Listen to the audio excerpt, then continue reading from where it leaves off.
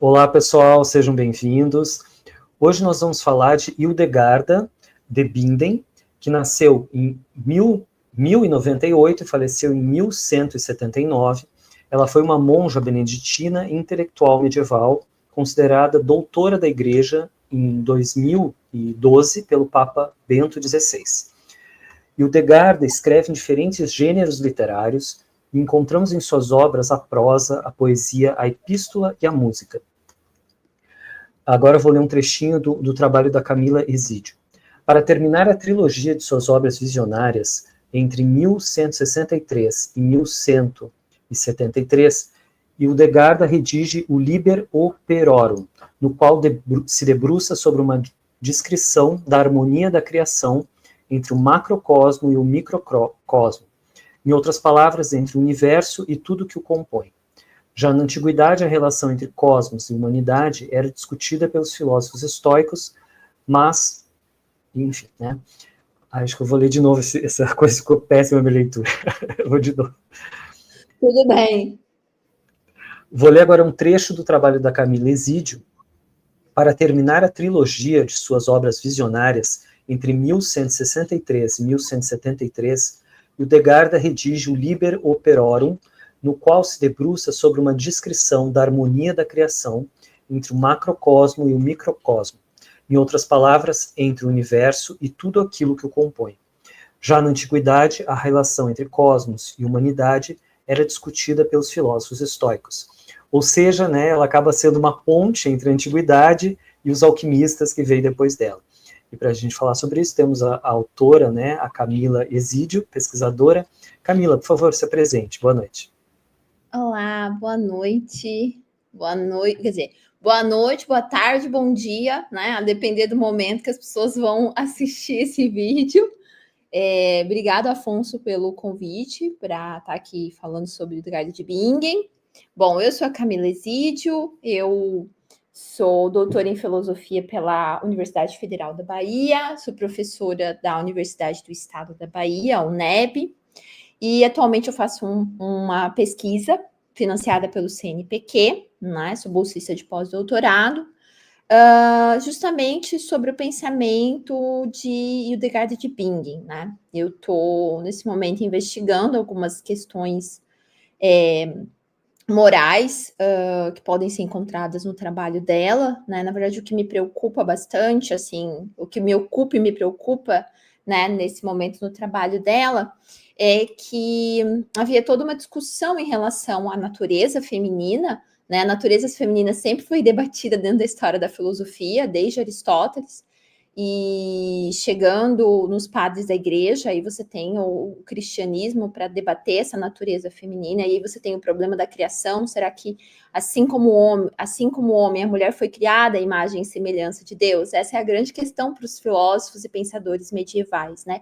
Então essa questão me ocupa e me preocupa bastante dentro do trabalho da Hildegarda de Bingen, que tem influências, inclusive, de padres da Igreja Católica, como o Augustinho, que também estava preocupado com essa questão. Então é isso, assim, eu sempre digo, eu sou uma hildegariana por condição, porque, na verdade, toda a minha formação filosófica foi em Tomás de Aquino. Então, o meu mestrado, o meu doutorado, eu sou uma tomista por natureza e uma hildegariana por condição, assim, né? Porque a gente, nesse momento, para quem não é da área da filosofia, da área específica da filosofia, a gente está com um projeto, assim, no Brasil, de redescobrir essas vozes femininas na história da filosofia. Isso já foi feito fora, né? Europa, Estados Unidos, mas isso ainda não tinha sido feito no Brasil. Então, desde 2016, há um movimento dentro da história da filosofia, as pesquisadoras, professoras, mas não só as mulheres, né? Os homens também podem pesquisar mulheres, claro, mas no caso, obviamente, são as mulheres que mais se interessam pelas mulheres ainda. Então a gente está redescobrindo essas vozes, né? Desde a antiguidade, o mundo medieval, a modernidade, o mundo contemporâneo, para a gente entender algumas discussões, né? Relativas não só à natureza feminina, não só ao que diz respeito às mulheres, mas também em relação à produção intelectual dessas mulheres, né? Que produziram não só coisas sobre si mesmas, mas que produziram outras coisas, né? Tratados políticos, tratados naturalistas, tratados de diversos assuntos que integram a história da filosofia. Então, acho que é isso, assim, essa sou eu, neste momento. Ótimo, muito bom. Então, vamos começar da infância dela, né? Vamos contextualizar um pouco. E ela já era uma criança que tinha visões, já era uma criança diferente, um pouco, sendo aristocrata? Afonso, o que acontece é o seguinte, né? A Hildegard de Bingen, ela nasce numa região que hoje é a Alemanha, né? E a Hildegard de Bingen é de uma família aristocrata, né? E ela é a 10ª filha dessa família. Então, era costume, tá? No medievo, né? Que a 10ª filha ou 10º filho fosse consagrado à vida religiosa, tá? Então, ela é entregue a um convento de ordem beneditina, tá? Quando ela era ainda pequenininha, ou seja, porque qual era o lugar da educação formal na Idade Média, né? Era o convento ou o mosteiro.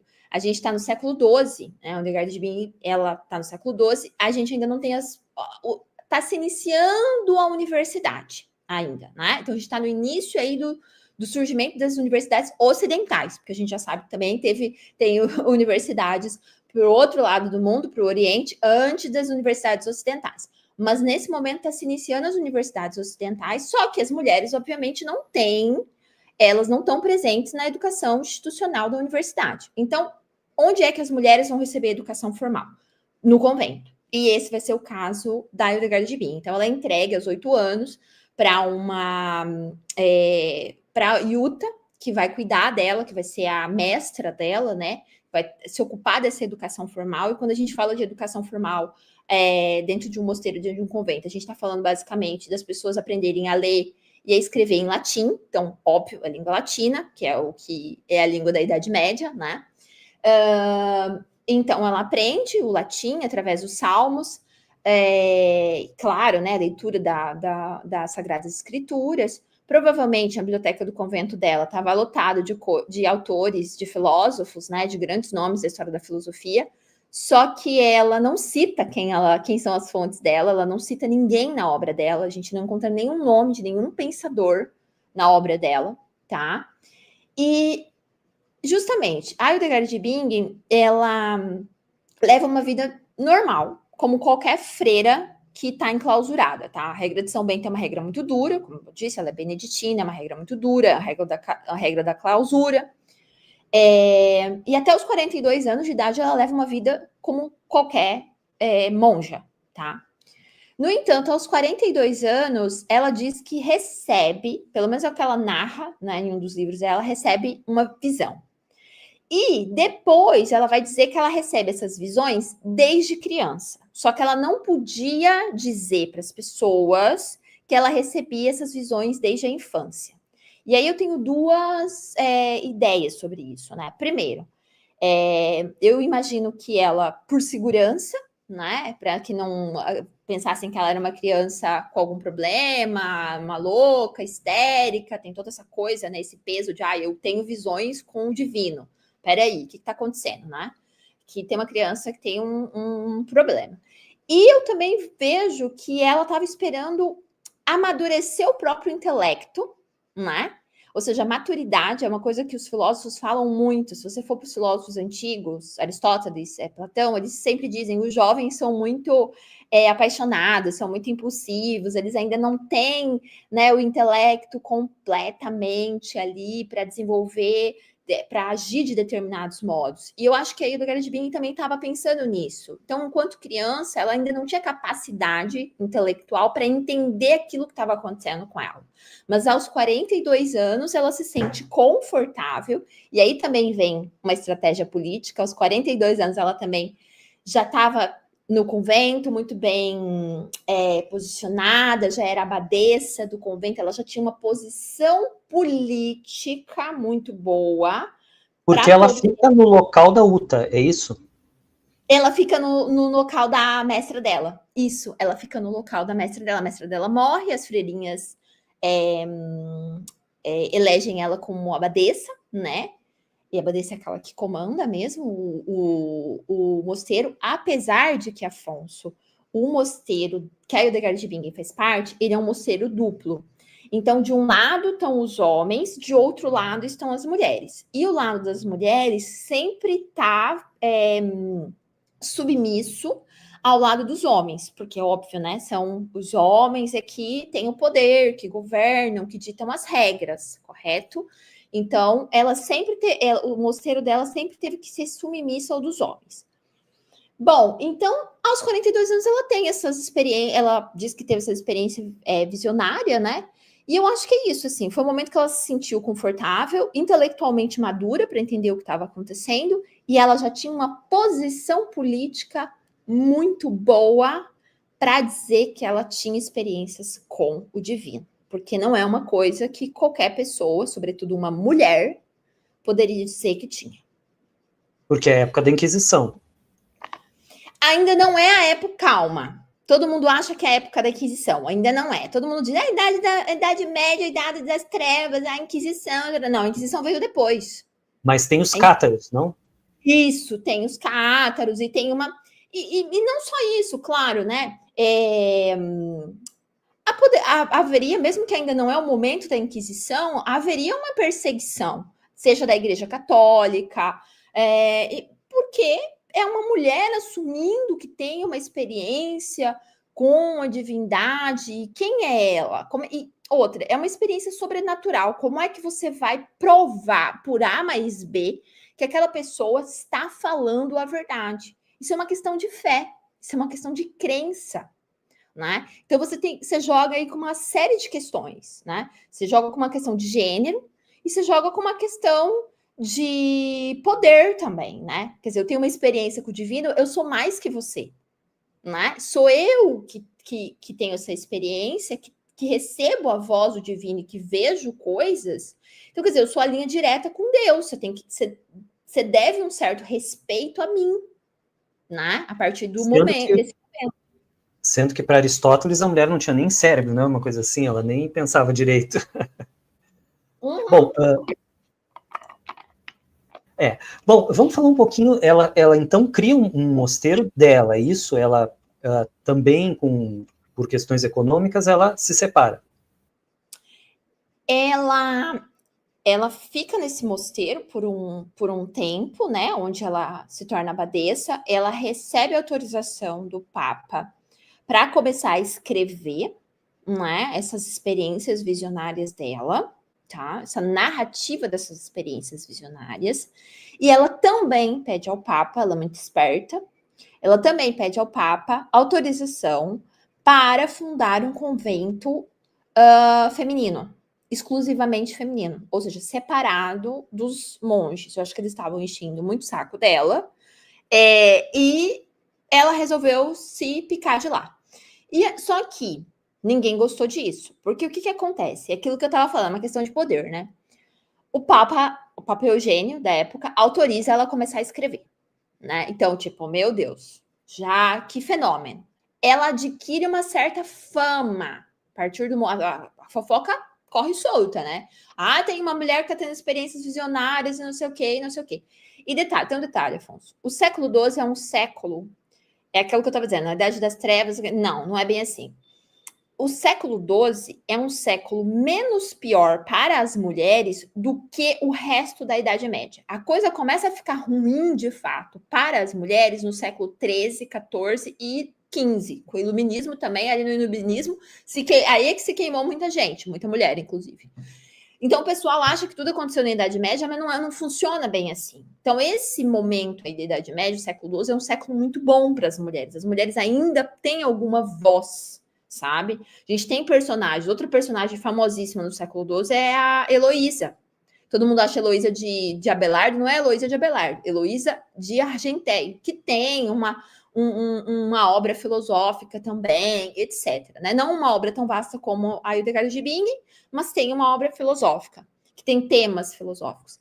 Então, pronto. A Hildegard de Bingen pede autorização para o Papa, muito esperta, para fundar o próprio convento dela, distante desse convento dos homens. Os homens se revoltam, não querem, os monges ali não querem. Por quê? Veja, ela era a linha direta com Deus, o povo começou a fazer doação para o convento, porque a sociedade que mantinha esses conventos eram as famílias das pessoas que estavam ali dentro e os benfeitores da coisa. Então, eles estavam se enchendo de dinheiro, obviamente, eles não queriam que ela fosse embora. Ela era, perdão a palavra, a galinha dos ovos de ouro deles, né? Aí mas ela não quis saber, ela foi embora. E ela fundou, então, um outro convento e depois um terceiro. Então, ela teve 2 conventos ainda.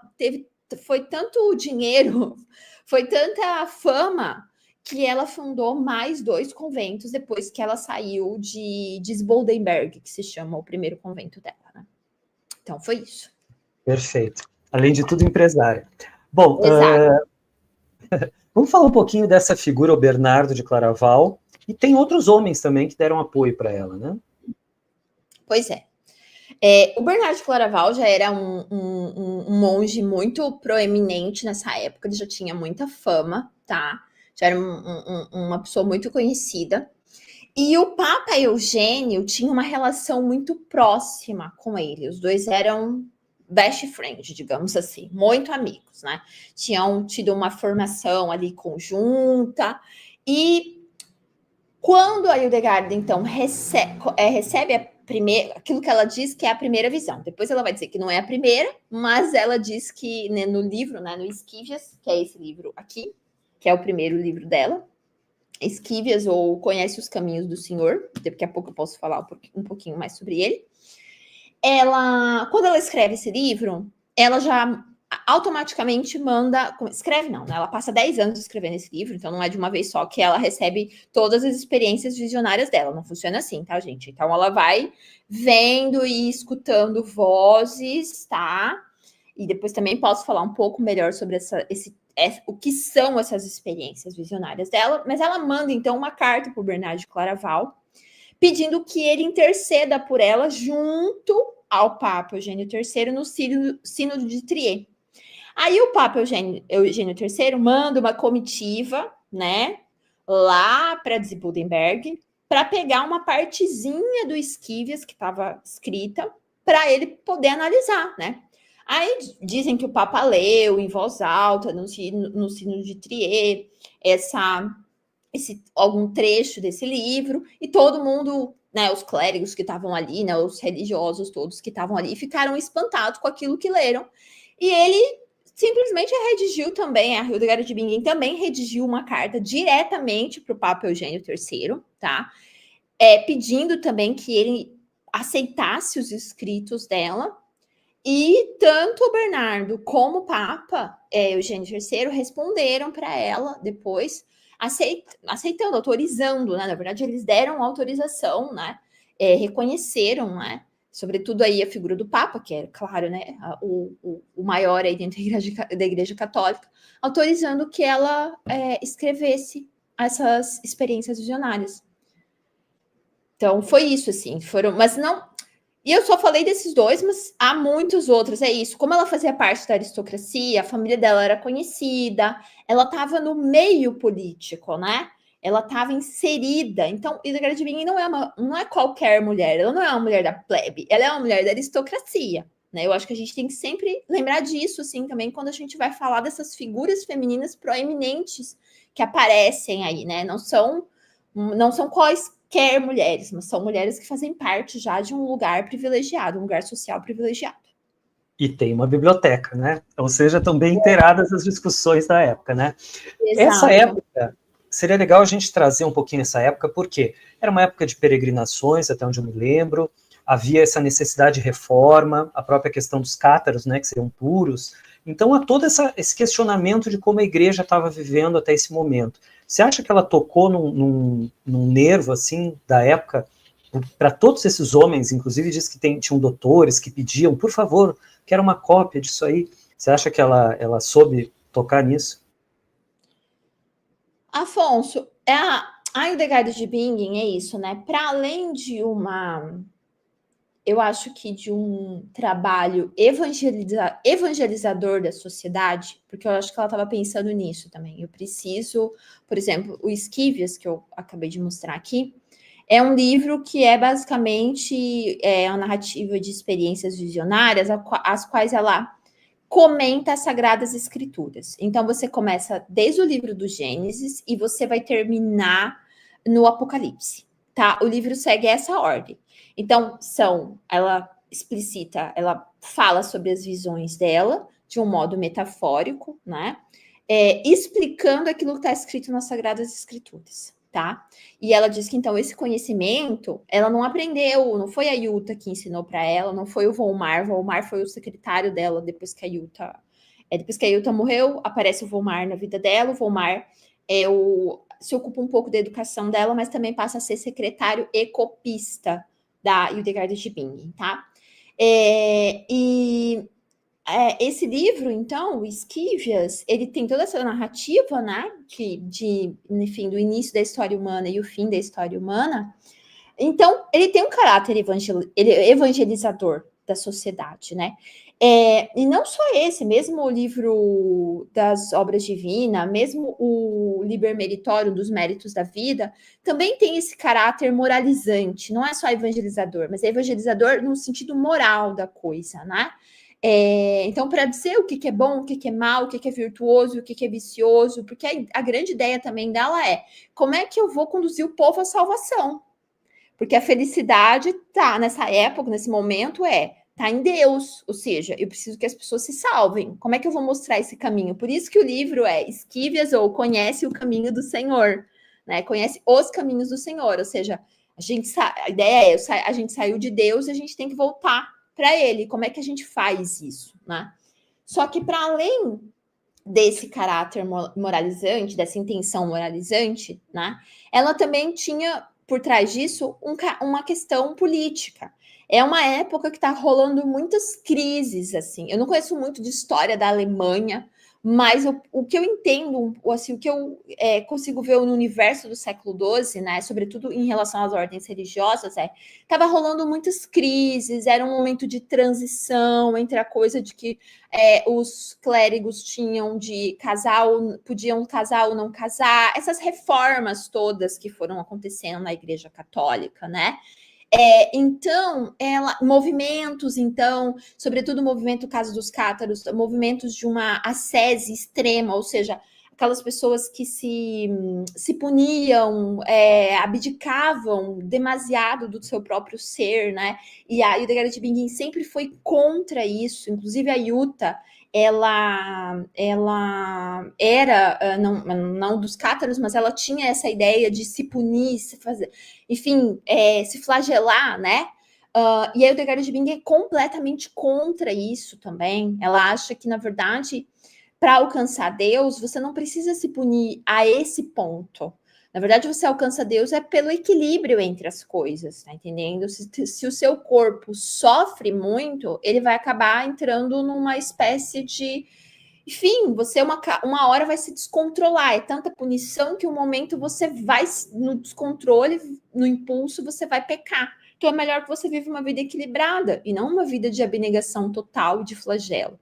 Então ela estava nesse momento, tanto que é isso. Ela tenta, então, através não só das obras visionárias, mas de outras obras que ela escreve, se colocar nesse lugar político de reformadora, né? Então, é essa figura, enfim, ela é uma mulher que recebe essas experiências visionárias, que depois acaba escrevendo outras obras com outros assuntos, mas que se coloca nessa figura de reformadora, de profetisa, né? É ver o passado, ver o presente, ver o futuro.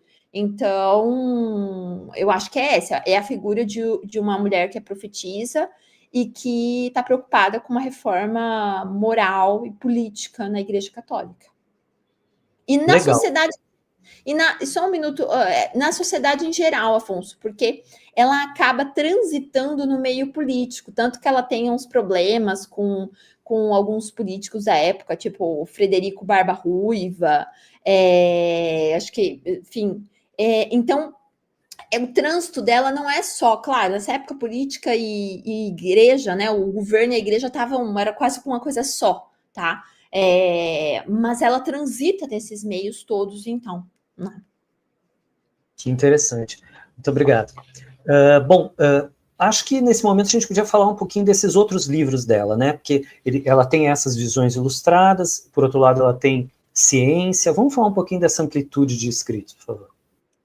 Pronto, falo. Bom, então, como eu estava dizendo, ela começa escrevendo o Esquivias leva um tempão da vida dela escrevendo esse livro, né? Ela, então, tem uma trilogia de obras visionárias, então, Esquivias, depois o livro dos Méritos da Vida e depois o livro das Obras Divinas. E esses são ilustrados, é isso? Tem 2 que são ilustrados, tá? Inclusive, essas ilustrações não se sabe, assim, na verdade foram feitas sobre a supervisão dela, não é ela que ilustra, tá? Há todo um estudo, na verdade, para saber, inclusive, se de fato foram feitas sobre a supervisão dela, ou se foram feitas posteriormente com cópia do manuscrito, né? Isso porque meio que ela está tentando explicar as imagens que ela viu. Isso. Por exemplo, no Esquivias, né? Antes de tudo, o Esquivias é a única obra que a gente tem traduzida para o português. Agora parece que lançaram uma tradução da Física, que é um outro livro dela que eu falo já sobre. Mas o Esquivias eu não tenho a Física ainda em português, eu não olhei, então, por isso, até o momento, até pouco tempo, era só o Esquivias que a gente tinha tradução para o português. Então, o que acontece? Essas obras ilustradas, né? Ela, como eu disse, ela descreve as visões dela, né? Então, e as visões dela têm cor, as visões dela têm figuras, as visões dela têm movimento, e ela faz toda uma descrição. Então, por exemplo, vamos pensar na criação do universo, né? Então, ela vai descrevendo a criação do universo, a obra dos 7 dias, não sei o quê, e aconteceu isso, aconteceu aquilo outro, e é desse jeito, e funciona assim, e tal, e tal, e tal. E vai narrando tudo isso, assim, metaforicamente. Ela usa muitas metáforas também. Então, por exemplo, deixa eu mostrar aqui quando ela fala sobre o universo. Aqui não tá colorida, tá preta e branca. Ai, cadê? Ah, tá aqui. Aqui não tá colorido, né? Tá preta e branca, mas essa figura tem cor, gente. É muito linda. Isso aqui é o universo, segundo a Hildegard de Bingen. Inclusive, um universo bastante feminino. Olha o formato desse universo. Perfeito. Eu amo essa figura. Minha preferida. Linda, olha. E isso é o universo para ela. Então, ela vai. Então, cada partezinha aqui, né, representa uma coisinha, assim, é o sol, é a lua, e isso também representa uma questão com a divindade. Então, o sol é Deus, a lua é o Antigo Testamento, que recebe o Antigo e Novo Testamento, que recebe essa força de Deus. Então, cada partezinha dessas ilustrações tem um significado para ela, tá? Então, ela escreve o Esquivias, depois ela escreve o livro dos Méritos da Vida, depois ela escreve o livro das Obras Divinas, né? O livro dos Méritos da Vida também é um livro, e o Esquivias é um livro, então, como eu disse, que narra a história da salvação, então a saída do homem da humanidade de Deus e como é que a humanidade vai voltar para Deus, o caminho para a salvação. O livro dos Méritos da Vida é uma obra também moralizante, né? Ela vai muito discutir essa questão dos vícios, das virtudes, do bem e do mal, meio que o que também muitos filósofos fazem, né? Tem aí as suas éticas, né? E depois o livro das Obras Divinas, justamente você lê um trechinho, né? Que ela vai discutir essa relação entre o macrocosmo e o microcosmo, ou seja, entre a natureza humana e tudo aquilo que a rodeia, porque a ideia dela é que tá tudo integrado, né? O próprio corpo humano, ela diz que é formado por elementos naturais e que funciona de acordo com as estações do ano, funciona de acordo com a mudança do clima. Então tá tudo interligado, os astros, né? Ela tem toda essa coisa assim com a natureza, né? Então são essas 3 obras visionárias, essa trilogia visionária que ela escreve, tá? O livro das Obras Divinas, ele também é ilustrado, Afonso. Só que o Esquivias, se tem mais certeza que ela se tem um pouco mais de certeza que ela dirigiu essas ilustrações. O livro das obras divinas já é um pouco difícil falar sobre a certeza dessas ilustrações, se ela dirigiu de fato, né? Há o único facsímile ilustrado que a gente tem, está na biblioteca de Lucca. Se o pessoal procurar facsímile ilustrado do livro das obras divinas de Hildegard de Bingen, é fácil, encontra, tá, na internet. Os desenhos são muito bonitos, as iluminuras, né? Isso se chamam iluminuras, não são desenhos, são iluminuras. E nesse livro das obras divinas, inclusive, aparece um desenho, né, uma iluminura muito parecida com o Homem Vitruviano. Muito parecida. Agora aqui eu não tenho. Que é do Leonardo da Vinci, né? Aquela que o homem está no centro do universo, alguma coisa assim, né? Isso, o homem está no centro do universo, muito geometricamente colocado, porque é a ideia do macrocosmos, ou seja, o universo todo e o homem no centro, né? E o homem muito, muito bem, né? Assim, geometricamente inserido ali naquele universo. E aí, em cima da cabeça do homem, tem mais duas cabecinhas nesse desenho, nessa iluminura da Hildegard de Bingen, que justamente representam Jesus Cristo e Deus, né? Porque os três ali, então, homem, humanidade, Jesus Cristo e Deus. Então, é muito interessante essas obras visionárias, mas para além dessas, né, tem muito mais. Então, se o pessoal colocar no YouTube Hildegard de Bingen, vai aparecer um monte de músicas dela, que ela compôs um monte de música, tá, gente? Cantos beneditinos lindíssimos. É tudo em latim, mas é lindo de escutar, assim. Porque tinha até performance, né, das freiras. Pois. Tem uma dessas, que na verdade dizem que é uma das primeiras óperas encenadas que se tem registro na Idade Média, que é o Ordo Virtutum, que narra uma luta entre vícios e virtudes. E é isso que tem uma encenação, seria uma ópera encenada. E é interessante porque essa ideia de uma luta entre vícios e virtudes e uma encenação desse tipo é uma ideia que nos remete muito à ideia do teatro grego, né? A coisa da catarse, ou seja, as pessoas vão assistir coisas para poder se purificar, para poder pensar nas suas ações, né? Então, é muito interessante ela trazer isso para a Idade Média, essa concepção, né? Então, já é interessante ver pelos meios que ela transita. Quer dizer, ela teve uma educação formal, a biblioteca onde ela viveu devia ser muito rica, apesar dela não dizer quem ela leu, o que ela consultou, ela sabia muito, Afonso, muito. Assim. Mas isso era um truque, talvez, para dizer que ela era iletrada e que estava recebendo tudo de Deus. Afonso, com certeza.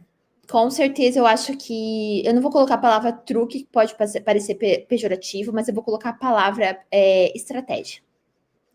É uma estratégia política, tá? É uma estratégia de sobrevivência e de afirmar o seu lugar político. Porque, veja, a gente tem que pensar num contexto. Desde a antiguidade, ou seja, desde Aristóteles, agora há pouco você disse isso, se dizia que as mulheres eram inferiores aos homens. Depois veio o cristianismo, com aquele problema, será que a mulher foi criada assim como o homem, imagem e semelhança de Deus? A resposta da maioria dos padres da igreja é não, a mulher foi criada inferior, ela foi criada depois, ela é de uma matéria diferente do homem, matéria, mas que você pega que é diferente, né? O homem foi moldado do barro, a mulher foi criada já da carne. E aí você está lidando com uma figura, né, feminina que está dentro desse paradigma, ou seja, dentro desse modelo, que é o modelo da inferioridade. A mulher é reservado o lugar do silêncio, né? A mulher é reservado este lugar de oração, mas é uma oração silenciosa. E a gente tem uma mulher que está falando, que está publicando coisas, que está dizendo que está falando com Deus e que é a voz de Deus. Ela diz que ela é o instrumento, que ela foi escolhida. Esse é o termo que ela usa. Eu sou um vaso frágil eu sou pobre, todo tempo ela fala, eu sou pobre, eu sou humilde, eu não tenho conhecimento filosófico, eu sou doente, eu sou inferioridade. Ela está afirmando o lugar da inferioridade, lugar que é um lugar natural das mulheres, ou seja, que todo mundo afirma que a natureza das mulheres é inferior, e ela vai e diz, é mesmo, eu também sou. Só que eu fui escolhida por Deus. Por quê? Porque Deus escolhe os vasos frágeis para restaurar.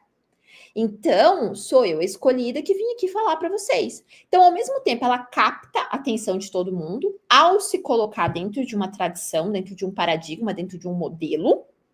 Ela capta a atenção dos interlocutores, ela não entra em confronto com ninguém.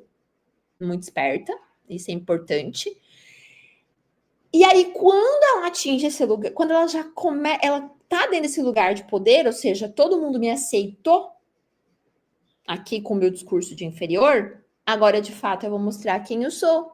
Sou escolhida por Deus. Posso falar sobre tudo mais um pouco.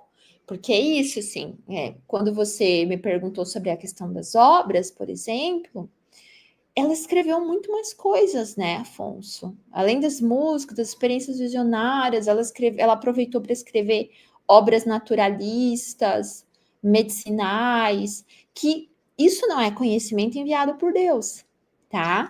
Vamos falar um pouquinho disso, vamos parar um pouquinho nisso, porque os mosteiros tinham que curar as pessoas que estavam lá, né? Eram pessoas que estavam isoladas. Então, havia nessas bibliotecas também esse conhecimento. Vamos falar um pouquinho, porque ela chega a ser uma padroeira acho que é Partido Verde da Alemanha, né? Tamanho conhecimento que ela teve de curas, e ela vai falar de reprodução. Fala um pouquinho desse lado dela, por favor. O Afonso, agora a presidente do Partido Verde eu não sabia, mas a padroeira da cerveja eu sabia. Ela é considerada a padroeira da cerveja. Então, para o pessoal da boemia aí, adoro também uma cervejinha, amo. Ela é considerada a padroeira da cerveja. Por quê? Porque ela descobriu, né? Claro, os mosteiros, gente, vocês acham que a galera fazia o quê?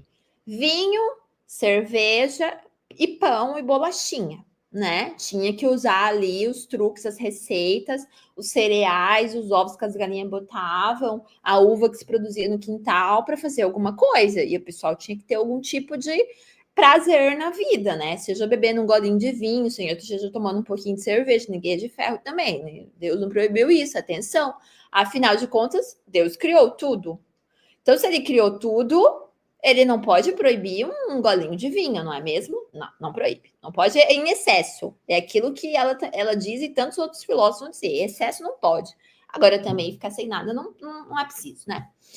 Então, o que acontece? A Hildegard de Bingen, ela tem essa vertente naturalista, medicinal, médica mesmo. A gente pode considerar que ela era uma médica. Por quê? Porque ela escreve, então, essas duas obras. Uma se chama Física e a outra se chama Causa e Cura, tá? Onde ela vai tratar da natureza humana de um ponto de vista físico-biológico, né? Então, por exemplo, no Causa e Cura, ela vai falar das causas das doenças e dos remédios para as doenças. Que aqui a gente está lidando com uma autora adepta de uma teoria, que é a teoria humoral, que é uma teoria onde o corpo humano é feito o corpo humano é feito composto, né, pelos ar, terra, fogo, pelos elementos, né, físicos, e ele tem líquidos, né, ele é composto por líquidos. E esses líquidos, né, que são os humores, e aí você tem o humor da pessoa que é mais sanguínea, o humor da pessoa que é mais colérica, o humor da pessoa que é mais melancólica, e cada um desses humores, então, é regido por um tipo de líquido, vamos dizer assim. Esses líquidos podem se desequilibrar, o interessante é que eles estejam sempre equilibrados, ou seja, que eles estejam sempre numa certa determinada quantia no nosso corpo, né? Para que a gente esteja bem. Quando eu digo bem, é bem de saúde física e de saúde emocional também, tá? Porque ela fala, por exemplo, a pessoa melancólica, a pessoa triste, né? A gente sabe o que é melancolia. Melancolia é depressão, é uma tristeza extrema. Então, como é que eu vou equilibrar esse humor da melancolia, né? Então, ela dá uma série de causas das doenças, seja desde dor de cabeça, cólica, má digestão, sei lá, insônia, tudo assim. Então, ela dá as causas e depois ela traz uma parte tratando dos remédios. Então, o que você tem que tomar na cabeça? O que você tem que tomar para, por exemplo, insônia? Eu até vou ler só uma partezinha aqui sobre essa questão da insônia que eu coloquei aqui. Por exemplo, né, isso está no Causa e Cura. Ela coloca o seguinte: quem não consegue adormecer por causa de algum aborrecimento, veja que ela lida com a questão psicológica também, né? Se for verão, que isso é importante. Então, se você não consegue dormir por algum aborrecimento, e se for verão, porque se for no inverno é outra coisa que você vai tomar. Se for no verão, porque também tem isso, a influência das estações no nosso corpo. Lembra, a gente está integrado com a natureza. Então, se for verão, você deve tomar um pouco de funcho e um pouco de funcho e o dobro de 1.000 folhas que deve cozer ligeiramente em água. Então, a gente tem que contar ainda as folhas do funcho, tá? Depois de deitar fora a água, você deve colocar essas ervas na sua cabeça, nas suas têmporas, né? Na testa e à volta da cabeça, segurando-as com uma compressa. Pega-se também numa sálvia fresca, umedece-se ligeiramente com vinho e coloca-se sobre o coração e à volta do pescoço. E assim se tem um alívio para adormecer. Então, a ideia e isso ela faz o livro todo, tá? Receitinhas. Então, todo o livro, essa é a descrição. Isso no Causa e Cura, tá? Na Física, que também é um outro livro naturalista dela, ela vai fazer uma espécie de classificação. Então, ela vai falar sobre as plantas, ela vai falar sobre os animais, ela vai falar sobre os minerais, ela vai falar das propriedades de cada coisa e qual é a relação dessas coisas com os seres humanos. Então, por exemplo, aqui, só ler um trechinho também da física, que eu achei bem interessante. Inclusive na física, dica para os nossos espectadores. Na física, e depois vocês podem procurar na internet, e vocês acham também. O Biscoito da Felicidade, da Hildegard de Bing. Tá? Procurem aí, que é bem interessante. É uma mistura de noz moscada, com cravo, com canela, com farinha de espelta. Então, é o Biscoito da Felicidade, tá? É uma receita que ela dá lá no livro da Física e que, enfim, foi mudada um pouco para fazer mais sentido e que o pessoal encontra na internet. E isso vai aparecer lá na Física. Então, que ela faz essa descrição enfim, de coisas que a gente encontra, né, na natureza, que estão disponíveis na natureza, para saúde, tá? Então, é isso. Você ia ler um trechinho? Eu ia ler um trechinho aqui. Eu leio. Deixa eu ver o que eu vou ler. Vou ler sobre a lavanda, tá? Qual a propriedade da lavanda, para que ela serve. Lavanda. O seu odor clareia os olhos, pois possui o poder dos aromas mais fortes e a utilidade dos mais amargos. Ela reprime muitas coisas más e, por causa disso, espíritos malignos ficam aterrorizados. A minha dica é: vamos colocar um pouquinho de lavanda atrás da porta, colocar um pouquinho de lavanda no quarto, já que os espíritos malignos ficam aterrorizados, né? Eu acho importante. Eu não debato com ela. Deixa eu te pedir mais, então, por favor, para você falar um pouquinho das cartas dela, porque ela também foi uma grande escritora de cartas. Não, meu Deus, ela escreveu tanta coisa, misericórdia. É muita coisa. Aí, bacana que você colocou a imagem, né, do universo, a imagem colorida do universo. Depois o pessoal procura também. É muito lindo, assim. Inclusive, tem uma descrição, o pessoal encontra na internet também a descrição das partes ali que compõem e tal. Eu adoro. Essa é ela com a Yuta e o Volmar. Né, ela tá ali. Tá vendo que tá descendo o foguinho na cara dela? Ó, tem um foguinho descendo na cara. É o fogo divino. Fogo do conhecimento divino. Né? A iluminação, a revelação. Né? E aí eu vou o mar. E na verdade essa mulher não é a Yuta, tá? Gente, deixa eu me corrigir aqui. É uma discípula dela. É uma freirinha que ela gostava muito, muito, muito, que agora me deu um branco aqui no nome dela. Não me lembro, não vou me lembrar o nome dela, mas tá lá no meu artigo que Afonso leu um trechinho no começo, e depois eu passo a indicação do artigo também. Mas é uma discípula dela que ela gostava muito e que infelizmente faleceu muito cedo. Ela ficou muito chateada, assim. Ela tinha muito carinho por algumas pessoas. Ela tem uma cara de má, de brava. Eu acho que ela tinha para impor autoridade, assim, né? Mas ela tinha um carinho muito grande pelo Volmar, que é o secretário dela, e por essa discípula dela. Bom, cartas, né? Vamos lá, falar um minutinho, um pouquinho das cartas. Bom, então, dada aí, né? Então, trilogia visionária, obras naturalistas, esse conhecimento natural, né? E aí o pessoal pode pensar, mas nossa, que maluquice é essa?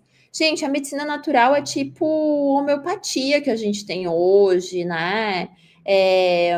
Enfim, a gente tem uma série de coisas ainda relacionadas. Quem nunca tomou chá que a avó disse que fazia bem? Quem é que nunca tomou? E a medicina nessa época é isso, né? A gente tem escolas de medicina aí, né?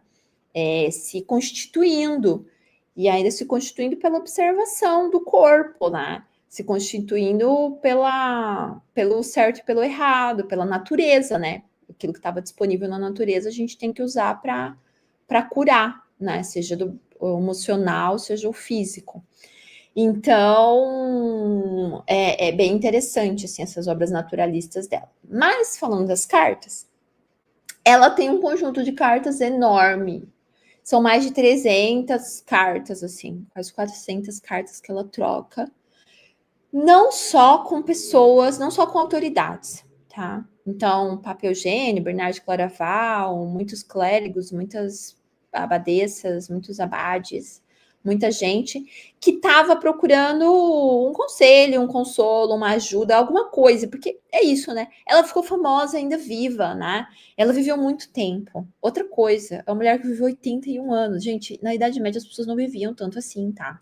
A Idade Uta Média. faleceu com 44, eu acho, né? Exato, as pessoas, era essa expectativa de vida, era 40 anos, era muito, sabe? E ela viveu 81 anos, de fato era a escolhida de Deus, porque não é possível uma coisa dessa.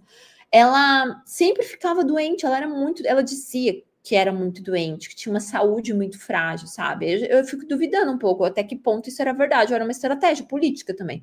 Porque para viver 81 anos, que é isso? Apesar que, como ela escreveu uma obra, duas obras naturalistas, provavelmente ela seguia à risca os próprios conselhos, né?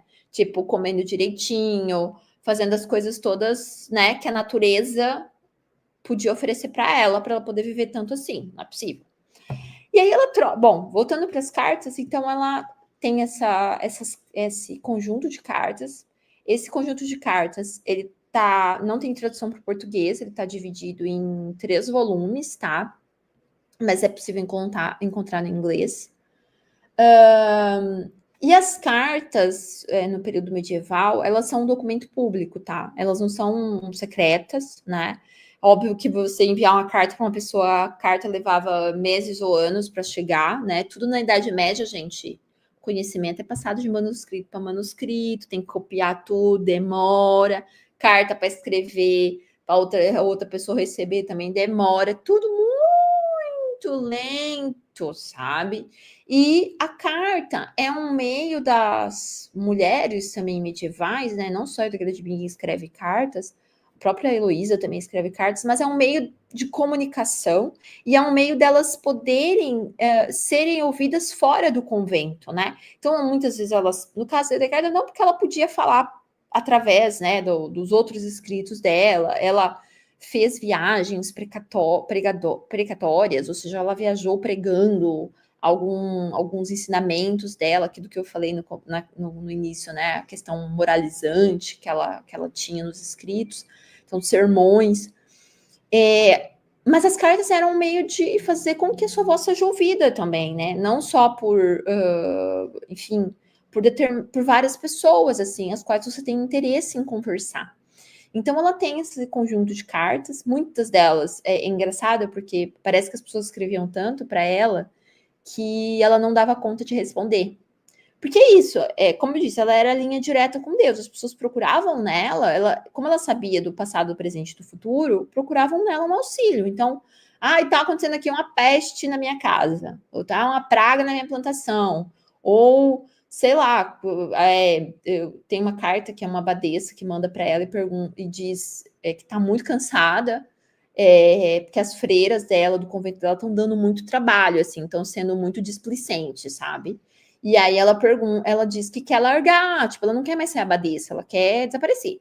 Não é bem assim que ela diz, mas ela não quer mais aquela responsabilidade. E aí o Edgar de Bing diz, não, Deus te escolheu para isso, você vai ficar aí, sabe? Não seja tão dura também com as suas freirinhas, né? Veja o que você está fazendo e o que elas estão fazendo e tenta sempre o caminho do meio, né? O equilíbrio. Então, é isso, assim, as pessoas escreviam muito para ela, muitas cartas ficavam sem respostas. As pessoas também, por meio das cartas, elogiavam muito ela, né? Então, diziam, né? Reconheciam a autoridade que ela tinha se transformado, né? E mesmo nas cartas, ela continua usando, assim, ela continua, num certo momento, ela se coloca como essa figura inferior, mas logo em seguida ela dá um conselho ou ela dá uma ordem e se coloca nessa posição de autoridade. Então eu gosto de dizer que nas cartas não só nas cartas, mas já que a gente está falando das cartas, ela obedece uma espécie de retórica da humildade, né? Então, a humildade é uma virtude muito importante para os medievais, tanto para os homens como para as mulheres. E ela sempre se coloca nesse lugar de humilde. Ela não fala, não é ela quem fala, é Deus quem fala, ela é um instrumento só. Então ela não sabe nada, quem sabe é Deus. Ela só está dizendo aquilo que Deus disse para ela dizer, né? Então é bem interessante também. Ela tem um vasto corpus epistolar aí. Muito obrigado. Bom, eu acho que a monja que você se referiu, que era muito amiga dela, era a Richards, é isso? Isso, obrigada. Essa mesmo. Peguei lá no seu artigo. Bom, é isso, eu fiquei perdida. Que bom, obrigado. Vamos falar um pouquinho desse. Ela diz que o tempo dela é um tempo feminino e, ao mesmo tempo, é uma mulher que vai salvar. Fala um pouquinho dessa. Porque ela usa muito essas figuras femininas também nas ilustrações, pelo que eu entendi. Sim. Afonso, ela está muito preocupada com. E é justamente isso que me interessa no meu trabalho de pós-doc, né? Como eu tinha dito. Ela está bastante preocupada com as mulheres. Apesar dela não fazer uma defesa explícita das mulheres, tá? Então ela não. Tem gente que diz, será que o Edgar de Bing é a primeira feminista que a gente tem? Não, não é. Tá muito longe disso, não é disso que a gente está falando ainda. A gente vai poder falar de protofeminismo só lá no século XV, com a Christine de Pizan, tá? Com a Cidade das Damas, em outro momento. A gente não tá pensando nisso agora. A gente tá pensando numa mulher, como eu disse, que obedece o paradigma da época, mas que nas entrelinhas do seu texto consegue se afirmar como uma autoridade. E por ele se afirmar como uma autoridade, ela acaba abrindo espaço, né? Creio que para acaba abrindo espaço para outras mulheres, né? E a gente nota no texto dela que ela tem uma preocupação com a natureza feminina, porque, por exemplo, nas obras médicas, ela tá todo o tempo falando das mulheres, ou seja, um assunto que vem muito ali nas obras médicas, a questão da menstruação, a questão do parto, a questão da cólica, a questão do corpo feminino. Nas obras de caráter visionário, ela está muito preocupada com 3 figuras. Eva, né? Que a ideia da Eva é a ideia quer dizer, a concepção que se tem de Eva, né? Para muitos padres da igreja, é a pecadora, é aquela que levou o homem a pecar, aquela que é a serpente. A Eva é muito ligada à figura da serpente. A Eva não só falou com a serpente, mas a Eva é a própria serpente, porque ela é o próprio mal no mundo, né? E aí todas as filhas de Eva pagam por isso, né? Mas não, Hildegard quer se afastar um pouco dessa tradição que coloca o pecado como uma culpa exclusivamente de Eva, tá? Tanto que ela diz que a Eva foi enganada. A Eva é frágil. As mulheres são frágeis, são fracas. De fato, ela disse que ela própria é pobre, é inculta, é inferior. Então, a Eva peca porque, coitada, foi enganada. Então, ela retira um certo peso dessa figura feminina. Depois, outra figura que ela está muito preocupada, Maria. Maria é aquela que vem, óbvio, né, para reabilitar moralmente Eva, e aí a ideia da maternidade, do casamento como um lugar. Há dois lugares, assim, para há dois lugares para as mulheres, segundo a Hildegard de Bingen. A vida religiosa, a virgindade, a vida religiosa. 2, o matrimônio, a maternidade. Tá? Ela defende muito a questão da maternidade, porque ali é onde a mulher se reabilita moralmente. A mulher é isso, né? Ali o complementar para. Há uma relação de complementariedade entre homem e mulher para a procriação. Então, esse lugar é o da mulher. Seja casada com Cristo, no caso da vida religiosa, seja casada com um homem na vida laica, na vida secular. Bom, na vida secular, no caso, né? E pronto, então tem essas duas figuras, Eva, Maria, que ela está bastante preocupada. A igreja também é uma figura feminina para ela, né? Então ela representa, quando eu digo que é uma figura feminina, ela representa a igreja como uma mulher, no Esquivias, ela representa a igreja como uma mulher com uma coroa. Então, e a igreja, veja, aí 3 figuras importantes. Você tem Eva, que é a mãe de toda a humanidade, porque Eva é quem dá a luz aos seres humanos, atenção. Né? Eva é a pecadora, mas ao mesmo tempo ela é mãe porque ela dá a luz aos seres humanos. Ela é a mãe da humanidade. Então ela aproxima a Eva do divino também, na medida em que Eva faz alguma coisa. Deus cria e Eva gera. Então Eva também tem parte nessa natureza criadora do divino, tá? Depois Maria gera o Salvador do mundo, Jesus Cristo. Maria é a mulher virtuosa, mais virtuosa que existe, e gera o Salvador.